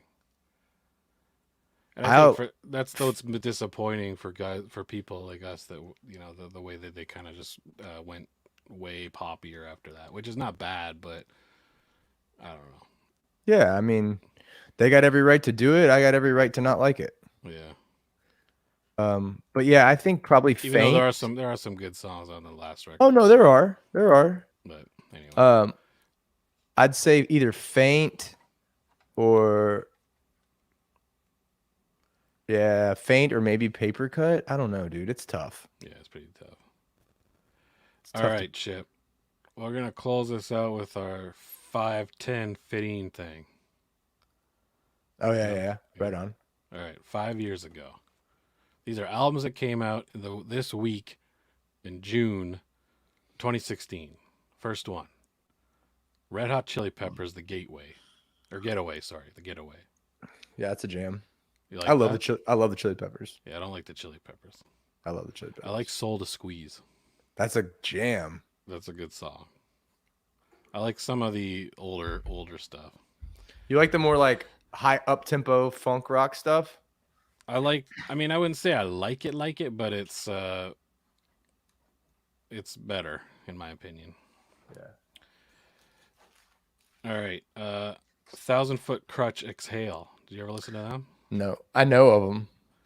We did a show with them, and he did like the first whole song with no microphone. The microphone was unplugged the whole time. And I was like, but I like them actually. I don't know. I don't think I have that record. All right. What about Gojira Magma? I did not have it, but I think Gojira's cool though. All right, that's it for rec albums. Movies, Finding Dory. They did movies too. I threw those in starting last week. I hate Finding Dory. It's not the best. I think it's terrible. I think it's literally the worst Pixar film I've ever seen. What about the dinosaur one? I didn't see The Good Dinosaur. What about Cars 2? Oh no, Cars 2 is way better than Finding Dory. I like the part when the beluga whale. He's like, I know you're talking about me. Independence Day Resurgence. I never saw that. It's pretty bad. It's the sequel to Independence Day, like 20 years later. That movie was so big. Oh my god. Dude, that movie's still good. I like that movie. All right, 2011. This was a little tougher. In Flames, Sound of a Playground Fading. You listen to them? Mm-mm. Yeah, never listened to them either. The only reason I know is because we had a drummer that was into them. The Black Dahlia Murder, Ritual. Never listened to them. I never listened to them either. I just know the name. LMFAO. Sorry for party rocking, Chip. Did you listen to that? I think that's the only album of theirs that we all know. I don't even know if it's the one we know. I just know the band name. I'm sorry for party rocking. This could be one of their deeper cuts, Chip. Yeah. And Is the other is this their jazz record or is it their? It could be. And then the other album is Weird Al Alpocalypse, Chip. I've listened to some Weird Al back in the day, but No, I didn't listen. I used to love Weird Al as a kid, though. Okay, in the movies, Cars 2. I like Cars 2. I haven't seen Cars 2. It's the Dude, only Pixar movie I haven't seen. Dude, Cars 2's funny, man. It gets a bad rep, but it's funny. But don't you really love Larry the Cable Guy? Is that why? Is that who that is? I think that's who plays the tow truck guy. Nuh-uh. I don't love him, but I think he's really good as Mater. All right. Green Lantern. I heard that movie was terrible, but I don't think I mean, I I remember it was terrible too, and I watched it for the first time like 2 years ago, and I thought it was fine. I mean, it's a superhero movie. It's pretty much like all the other superhero movies. It just came out way before them, I think. And then Mr. Popper's Penguins. Did you ever watch that? The Jim Carrey one? Yeah. Yeah, it was super whatever. I never saw it. I don't really remember it, honestly. But there was a time where I was like, loved everything Jim Carrey. All right. Now we're at 2006, Chip. Under Oath. Define the Great Line. You ever listen to that? Mm-mm. All right. What about Cute is What We Aim For? All right. Those are the only bands I recognize from that time. But movies. We got some big movies here, Chip. Monster House. I don't know about that one, but have you seen Monster House? What is that? It's like an animated movie. Garfield, Tale of Two Kitties. Were you a big fan of that? I probably saw that with my son. Click. That Adam Sandler? Yeah. Yeah, I saw that. Dude, that's funny. Superman Returns. Mm-mm. And here's a big one. Nacho Libre. Dude, my son loves that movie. Kids love that movie for some reason. Yeah, we talked about that. I think both our boys love that movie. They love Nacho Libre. I thought it was terrible when I saw it. I thought it was absolutely awful. But I do think the part when he's in the party, when he's singing the song at the party. Yeah. Dude, that part's hilarious. Ramsey's at the party. All right. 2001. Stone Temple Pilots, Shangri-La Dee Da. I did not like. I'm a big STP fan, and I tried, but I did not like that record. Yeah, I don't. Was there a single off that? Yeah. Let me pull it up real quick. Dude, Stone Temple Pilots lost me on the Big Bang Baby record. Is that Tiny Music from the Vatican? No, that was it? I don't know. And then sort of got me back on that Star one, whatever that one was called. Yeah, number 4. I like that record. I saw them on that tour, and they were so good. Yeah. Did you find Shangri-La Dee Da? Yeah. Singles? Yeah, that's what I thought. Days of the week. Monday, I'm back from the dead. I'm ready to go. This song was whatever. All right. Yeah. Pennywise, Land of the Free. Did you listen to them? I listened to old Pennywise. I couldn't even tell you the name of a song. It's been on so long, but I certainly didn't listen to that record. Dave Navarro, Trust No One. No, I'm not a Navarro fan. You like whatever his other name No, is? Jane's Addiction. I do not like Jane's Addiction. I didn't like his era of the Chili Peppers. He's a good guitar player too, like a really good guitar player. But I just don't like anything he's ever done. He's a great guitar player. I just think he's. But yeah, I'm serious. Like I try to give credit where credit's due. I don't. But didn't he do the album, the Stone Temple Pilots with like Airplane and all that? Wasn't that him? You mean Chili Peppers? Yeah. Yeah. Yeah, So I don't really. that? I don't really like that record. Yeah, that record's annoying. All right. Now we are on to the movies. The Ghost World. Did you ever watch that? Mm-mm. That's the one I recognize, but The Fast and the Furious. Which one? I don't know. I think it's the first one. Oh, dude. This is I 2001. Yeah, that probably would have been the first one then. I Because love that. they came out with another movie that was basically called Fast and the Furious 2. Like, there's two movies that are There's basically. one called Fast and Furious, Oh, and and then then one there's one called that's The The Fast. Fast and The Is Furious. that the first one? That's the first one. The Fast and The Furious is the first one, And then later on, they came and out that's with one that's just 2001. Fast and Furious. That one's like the ninth one. The ninth. I don't When think I'm there's. serious, they dropped the. That's like Fast and Furious 9, I think. I don't even think there is 9. Dude, I'm telling you, there are. We're gonna have to look up this chip. I've only seen the first one, and there's so many. Have you seen? No, Fast and Furious is 2001. Yeah. That's The Fast and The Furious. No, that's just Fast and Furious. It says. You're wrong. And then number 2 was called Too Fast, Too Furious. Bro, the first one is called The Fast and The Furious. That one is. Well, what year was that then? 2001. All right, Chip. We're looking at. Look it up. I'm looking right at it. 2001. Not the Fast. And Yes. Furious, Yes. just Fast and Furious. Bro, pull up the movie poster. Does anybody who loved these movies know what was going on here? I do. I'm telling you. But I'm looking at it right here. Well, you're looking at Furious. you're looking at the wrong thing. I'm telling you. Hold on. Let me show. Go to Google and type in The Fast and The Furious space 2001 and go to images and you'll see the movie posters. Screw that, Chip. Hold on. I'm going to share what I'm looking at.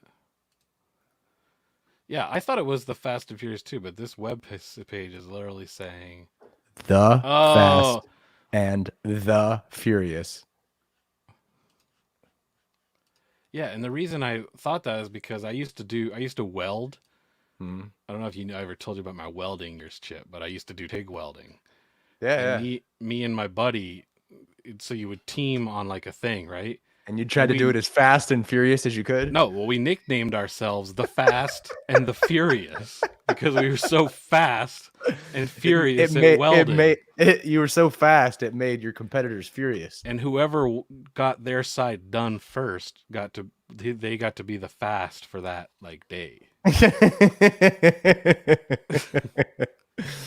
So it makes whoever's sense weld didn't hold would make somebody's furious. That was back in my welding era. So yeah, it made sense. But this website is literally wrong. showing that it's 2001. So yeah, the website is wrong. Yeah, it is wrong. Oh, it's saying what order should you watch them in, but it's still got the 2001 beside Fast and the Furious. So yeah. Anyway, the Fast, that's the only one. I grew up around fast cars. My dad, my dad's partner was like a drag racer. Mm-hmm. So I grew up around hot rods. I liked the movie, but like knew enough about cars to know like how much of it was bullshit, but it's still like an entertaining movie. What was funny to me is that like I already had like I said, like I had one of my first cars was a Camaro that we built, and so like I'm leaving the movie theater and there's all these people who are like trying to race their little shit boxes. Like everyone who left that theater thought that they were going to be the next Paul Walker. Mm-hmm. So that was kind of funny / obnoxious. Yeah, I don't know, dude. Like they got this wrong, man. That is wrong because the one that drops came out in 2009. That makes sense. Yeah. But anyway. Like I liked the movie. I thought it was cool, but I also felt like it did definitely have like a negative impact on. Well, like, what about the drift one? Tokyo Drift? That's when everyone started doing all their car things. Did they not? Oh, like, dude, it started with the first. It started with the first one. I don't remember the first one. See, yeah, I'm the opposite of you with cars. I don't really care about cars at all. So yeah, that's why I wasn't really into that movie. But funnily enough, I own like 5 of those movies for some reason. Yeah, I've never seen them except the first one. All right. Go ahead. No, I was just gonna say like Tokyo Drift was cool, but yeah, they definitely started like immediately. People putting like AutoZone fucking spoilers on their Civics and like exhaust tips and like it Yeah. didn't have the best impact on the car scene, just to be Yeah. honest. Yeah. Well, all right. 1996, Chip. Zach Wild, Book of Shadows. I didn't have that. No. I like Zach Wild's guitar playing, as you know. I'm a big fan of Ozzy, but I don't really like Black Label Society or any of his solo stuff. Does he sing? Yeah, What's the song? River or something like that? I don't know. I don't know. That's the only song I know by I'm him. not a big fan of his vocals. Beck Odelay. Remember him? Mm-hmm. I used to work with this guy who constantly listened to Beck. There's some people who love Beck. Dude, Beck, he won like a Grammy one year. Yeah, Like, dude, he you was want to like- talk about up in arms, man. People were pissed about that. Yeah, I think they wanted, I don't know. Not a Surf.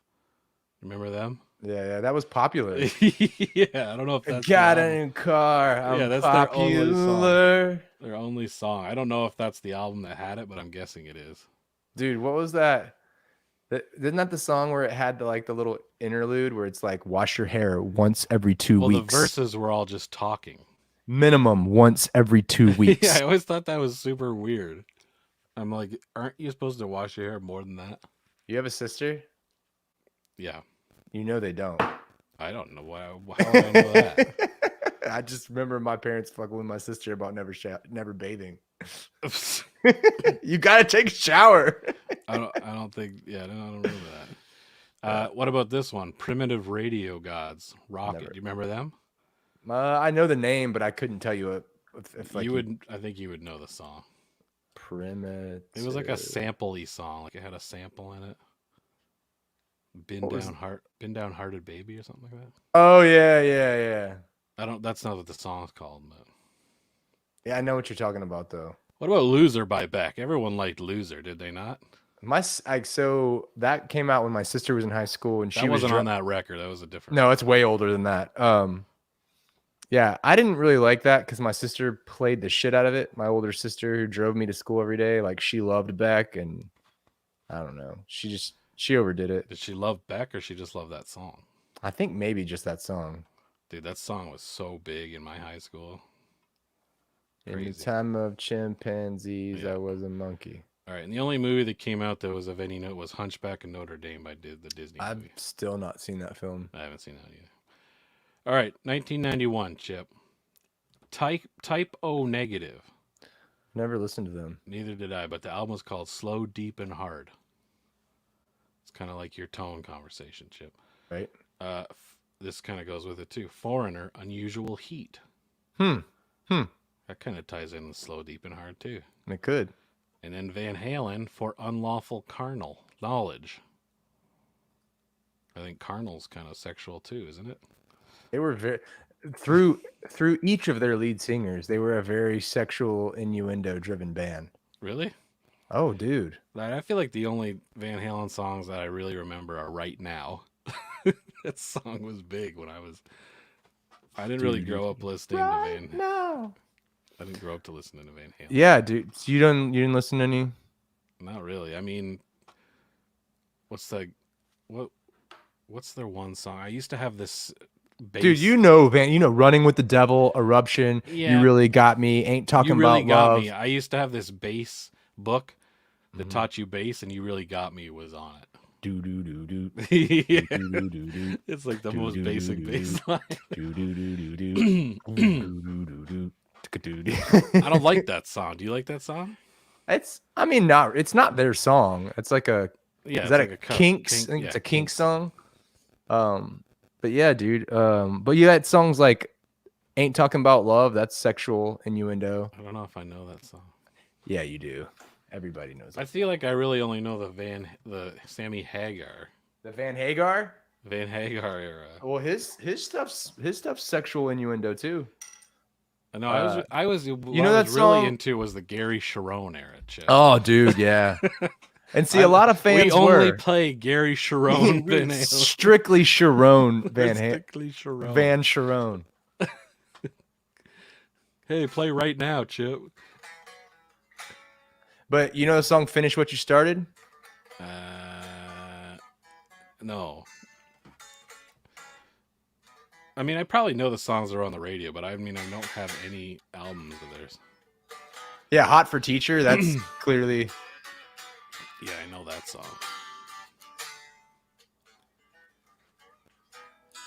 Yeah, dude. What All am I their seeing? stuff was not all, but a ton of their stuff's pretty sexual driven. All right, let's. Oh, and the only movie that came out was The Rocketeer. You ever Yeah, watch that? I did. I watched it when it came out. I've never seen it. It's not that good. Yeah, it seemed kind of dumb. All right, now we're into 1986. There was no albums of note. The only movie was Karate Kid Part 2. I Did love you? the Karate Kid movies. Yeah, I like the first one a lot. I don't remember really any of the other ones. Yeah, my son got into them, and I bought them on iTunes or something. Oh, really? Did he want to be Karate Kid after that? I mean, we I feel haven't like been everybody did that Karate Kids, that little crane thing at the end. the crane kick. Yeah, I feel like everyone did that at some point if you grew up watching Karate Kid. Yeah, I mean, the Karate Kid led to me being in martial arts for like 12 years. Oh, yeah, I forgot. Every movie you've Yeah. seen. So, what about when you saw The Rocketeer? Did your dad buy you the? Yeah, no, rocket I pack? honestly, to this day, I'm a certified jetpack operator. You're a certified Rocketeer. Yeah. But I mean, like honestly though, like Back to the Future, I credit for skating and guitar. Yeah. Because when he stands in front of that giant stack. Which movie? The first Back to the Future. Oh yeah. And his stupid, ugly little guitar. Yeah, I didn't notice that at the time, but as an adult, I'm like, what is that stupid guitar? And how much did they pay? That guitar is ridiculous. It's not even a full-size guitar. No, it's like at best a 3/4 scale with a tiny body, like a tiny body. I feel like it's smaller than that. It's like a travel guitar you could put in your backpack. All right, and then back to 1981, the last year I got on here. Album Duran Duran, self-titled. I like a lot of Duran Duran stuff. I don't know what's on that record, but whatever. And then the only movie was Cannonball Run. Did you ever see that, Chip? I did. That one is, I think I've seen it. Is that the one where it opens up where the dad or the grandpa is like talking about how to skip a stone? I haven't seen it. I think it's got George or Burt. What's his name? Not Burt Reynolds. Yeah, I think it's got Burt Reynolds, doesn't it? You sure? I think so. You thinking of Smokey and the Bandit? Yeah, Burt Reynolds plays J.J. McClure. Okay. I'm pretty sure you got this grandpa teaching his son how to skip rocks. And he's like, you got to get the flat rock and you skip it across the water or whatever. And here comes this Lamborghini being chased by the cops. Yeah. And it's hauling ass and it skips across the water. It's the most ridiculous thing in the world. Like that's not how that works. But as a kid, I thought it was super cool. I was like, oh, look at that Lambo skip across the water. It's funny that you mention that because this week, just a couple days ago, I stumbled upon the world record for rock skipping. How many skips do you think the world record for rock skipping would be? Like, I don't know, 40? It's hold on. I'm throwing out a high number, but I don't really know what it should be. You know what I mean? I have no concept. Well, this is gonna blow your mind, Chip, because it's 88. And damn, he like destroyed like the second place. I think the second place was, I don't know, I don't remember. 30. Yeah, it's like super low. And this guy, and there's a video where it counts every skip. That's nuts, dude. It's insane. It just keeps going and going. So yeah, that's the world record. I wasn't aware that was like a thing. The best comment I saw was, you found the perfect skipping stone and you threw it away.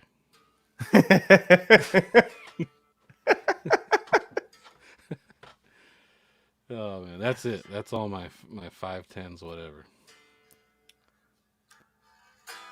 Yeah, Chip, Second place. Actually, the previous record was 65. See, I thought That's I was actually throwing out. I thought I was throwing out a big number. no. Your number would be the fourth best. Was 40 was the fourth best skipping stone. Do you know that for Guinness Book of World Records, you have to pay them to come out, and you very much just like you have to pretty much pay for all of it. Damn, I didn't know So that. that's kind of like a BS thing. Anyway.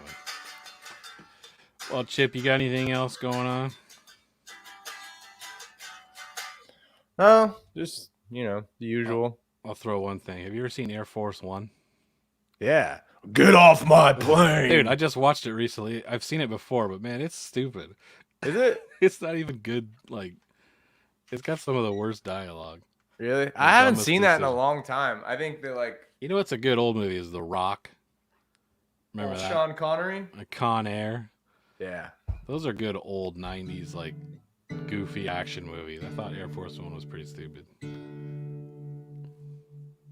Yeah, dude, I haven't revisited those movies in a long time.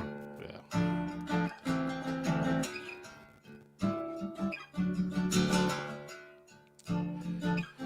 All right, Chip. I got nothing else for you. Yep. Well, while we're both on and we've got some people tuned in, I would just kind of repeat that the about the state by state. We got masters in. Go ahead, Kev, take it away.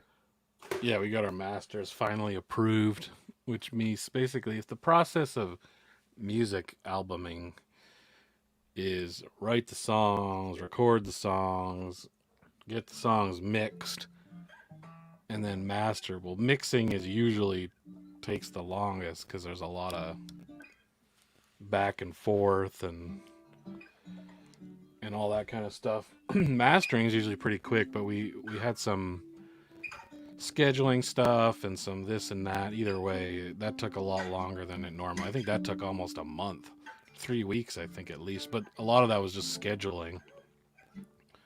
So now we have the masters and we put them on the videos, and then that's kind of putting on the videos. Obviously, the last step in this. If we were just doing an album, it'd be completely done. So the music part is done. Now they just have to drop it on the video, get it printed. I mean, that's going to take a while too with stuff, but it's almost done. And I'm supposed to be coming to the U.S. hopefully the first week of July. So, and hopefully we can schedule some shows at that point. Be nice. Yeah, that's something that would be nice to do. Even though it hasn't even been a year since we did a show, which is actually kind of weird. But who is that show with? I don't remember. Didn't we play with somebody? Yeah. Was it Saliva? I think it was Saliva. Yeah, because we did Saliva in 10 years. Anyway. Yeah, if you want to go to our YouTube, what is it? The youtube.com/parabelltube. I think that's right. Yeah, Parabelltube. And yeah. Actually, there's a lot more. Well, there's a good amount of YouTubers. Actually, we got more watched on YouTube than anywhere right now, Chip, so that's cool. Yeah, I think the YouTube's kind of growing a bit. I've been trying to put out more videos. I've been doing some playthroughs and a couple of covers. I got a playthrough that I'm going to do eventually, so. Are you? Yeah. Care to...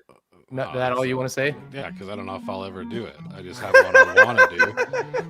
I can play it, like it's all good. I just need to film it. That's the part that kind of sucks that I don't want to. Dude, I've like actually gotten kind of into it, man. Like I didn't think I would like it because when we did the Blinding Lights video, I don't know if I told you, like I was like ready to smash some shit behind that Blinding Lights video. If anyone's ever worked with green screen, you know what I'm talking about. If you haven't, it can be a super big pain in the ass, but especially like what we were trying to do was like fully light the green screen so that you could key it out, but not light us so that we were kind of in shadow. Yeah. And to do that is really tough. I mean, we're amateurs. We don't have like green room studios to do. So we're in our houses dropping, green cloth behind us, trying to keep the lights out of the frame and the edges of the green screen out. It was a pain in the ass, but Yeah. I've like really gotten into doing the videos recently. Well, I can tell as the person who edited that video, it was a colossal pain because, I mean, even though you guys got the green screen pretty good, there was so much. If I could show how much editing I did to get green screen out, it would shock some people how much work that was. Like, I had to keyframe green screen out. And if you know anything about keyframing, you have to go frame by frame. There's 24 frames in a second. So if you got a 3-second piece, that's 75 frames that you have to paint something out on. And it took forever because nobody had a perfect screen. Was Kyle's the closest? Kyle's was close in some aspects, but then he had a couple that were not. Kyle probably, I honestly probably had the most, but that's because he had a lot of different angles and it sucked. That's all I'm gonna say. It was brutal. I thought maybe his was better because he had that like pull down. At first, I thought his was the best, but it turned out mine was the best. I don't think anybody's was the best. I think maybe. Oh, I bet Mike's was. Mike's was good because he's in a studio. Even his wasn't perfect. I had to. Everybody got like individual frames edited to make it work. It was brutal. Totally brutal. But it was a good learning experience, and I've actually learned a bit more. If we ever need to do that kind of thing again, so.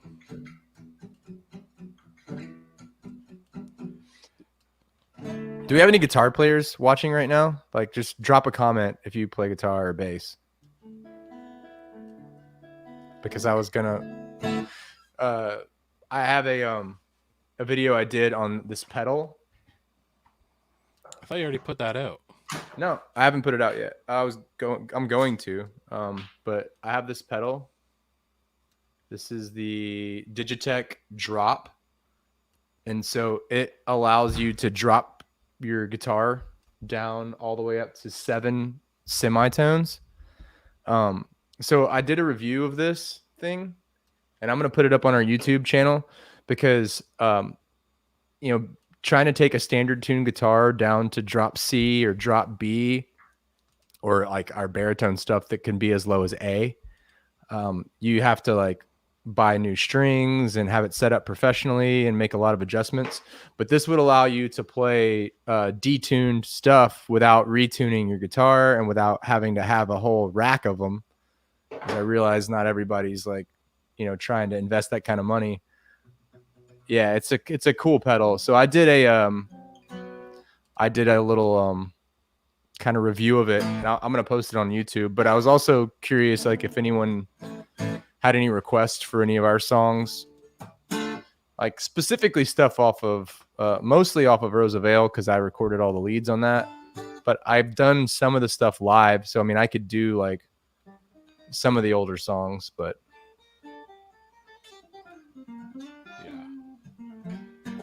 anyway, just curious if anyone has any like videos they'd like me to do or any songs they'd like to see played on guitar. Let me know. I guess you don't have to be a guitar player. You just want to see it played. Let me know. Heck yeah, Chip. I can do anchors. I have a soloed tracks for anchors, so I can play it. Where it gets difficult is some of the stuff that we don't have like all of the tracks for, because a lot of the leads, even though you hear them, they're kind of buried. So like playing them perfectly, which is what I try to do, is tough. Yeah, I've noticed a lot that the leads are mean, they're buried with the intention of being buried, but yeah, it can be hard to hear for sure. What's cool though, like when I play them, or when you hear them, you'll never be able to not hear them again. Yeah. Like they're mixed very well. They're just not like out in front. And then Van asked, "What's the platform we should be on to actually get alerts?" So I'm glad you asked that. If you're on YouTube, which like right now, Van's on YouTube. If you're on our page, there's a bell. So you subscribe, obviously, but also hit the bell, and you can click that bell next to subscribe and hit all, and you should get all notifications for when we go live. Also, we plan on kind of doing a similar time every week. So right now we've been set for Thursdays. You never got an alert? That's so weird. Do you know, Kevin? Why you wouldn't get an alert? Yeah.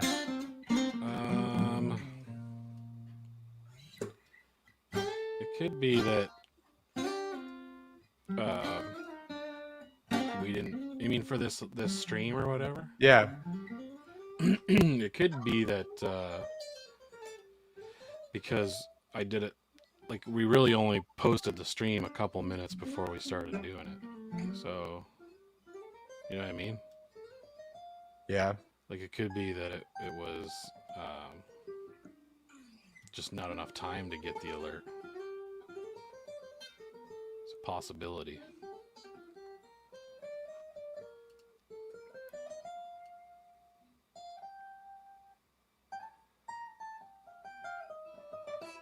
But you would also have to have your notifications on and all that, right? Like I don't get alerts for when I'm on YouTube. Like when I watch YouTube, I only can just check my subscriptions when I want alerts. If I want to turn on the option to have it go to my phone and tell me, that's an option I have to do within my phone. Okay. Or turn the notification on, like, tell my phone I want YouTube to. Oh, that's a good point. So, yeah, it depends. If you're on desktop, you can go down on the left side to settings and click notifications, and then it'll give you options. But yeah, you're right. If you're looking for notifications on your phone, you'll probably have to go through the settings on your phone. Yeah. Most deaf chip.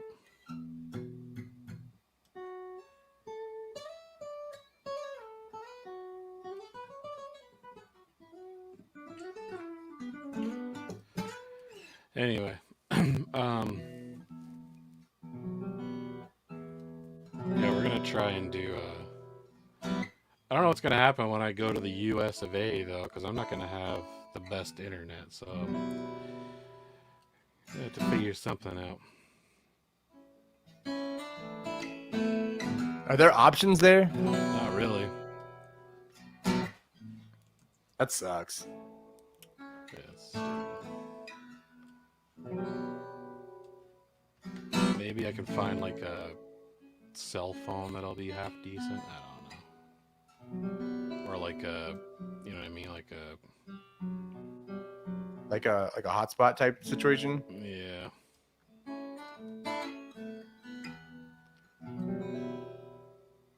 But we'll figure it out.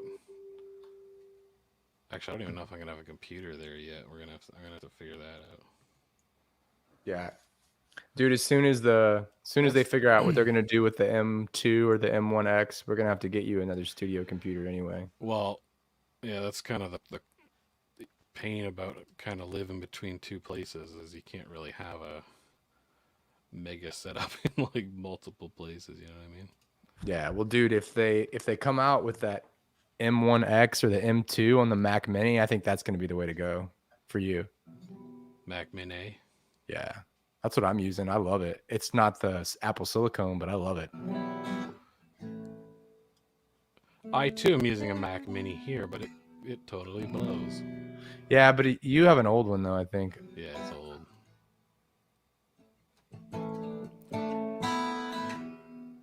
I got the i7 in mine. Mine's what, like a 20? I think mine's 2014. Yeah, I mean, I think But mine's an I 18. can tell you the 2014 Mac Minis are. My iMac was a 2009, and that thing lasted me 10 plus years. So, but that's not this time we're in anymore. It's like Apple only cares about making money now. It's like it's just about money, man. Yeah, people do things just to get paid. It's Wayne's World, isn't it? Yeah.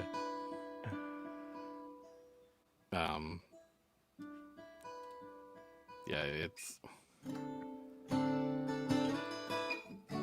it bums me out that I have to give Apple money again, but when it comes down to it, Apple's the way to go with what we use, like what we do. Yeah, I think so.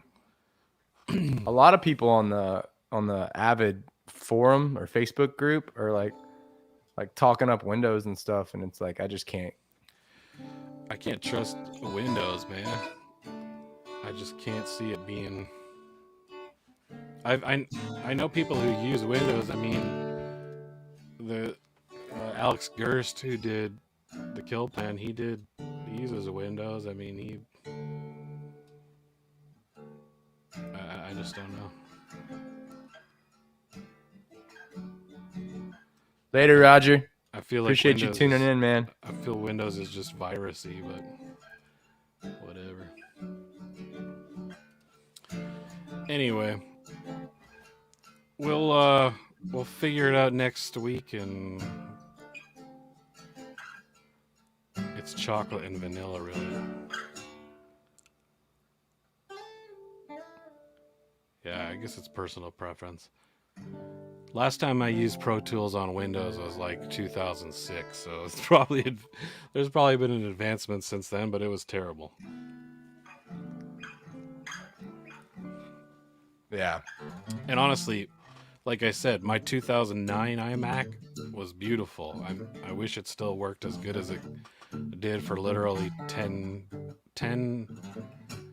It died this year, so from 2009 till this year it died.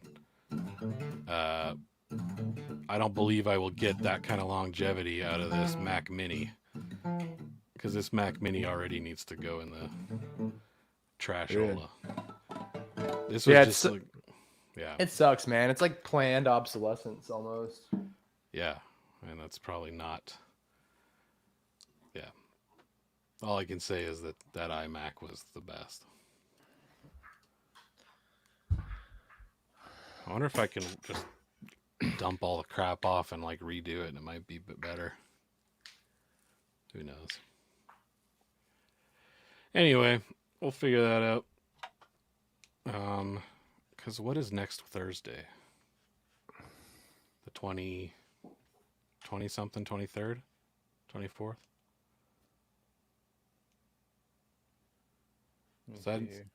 That's in theory probably the second last time we'll have a stream from Canada. Yeah. Assuming everything goes smoothly. Yeah, next Thursday is the 24th, and the one after that is the 1st. Yeah, so I think it would be that weekend is what I'm aiming for. July 4th kind of thing. I thought cute was what you aimed for. No. I mean, for nothing, that cute chip. What are you looking for? Your ICP CD? Yeah, dude, I dropped it. You looking for your Dan Chandler autograph? No, I know exactly where that is. That is one.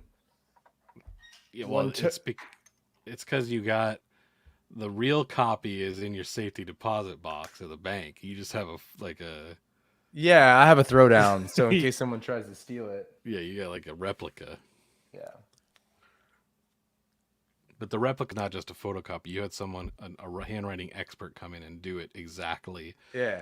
It cost you more than than what it's actually worth. Well, it cost me more than the actual authentic one.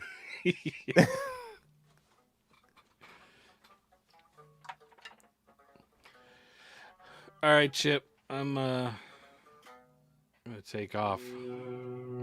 As we close, someone said something about that's not. I don't know paper cut. The only one I know is place in my head. You may know that one too, Chip.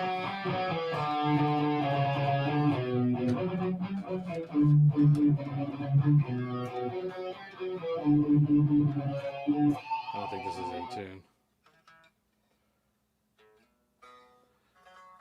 I used to know it. I don't know. I can't remember it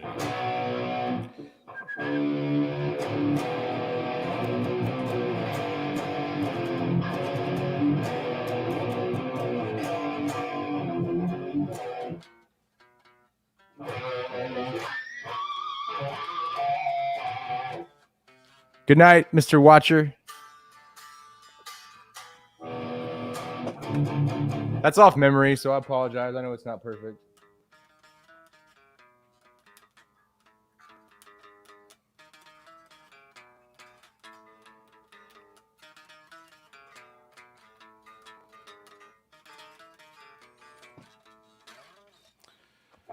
There it is.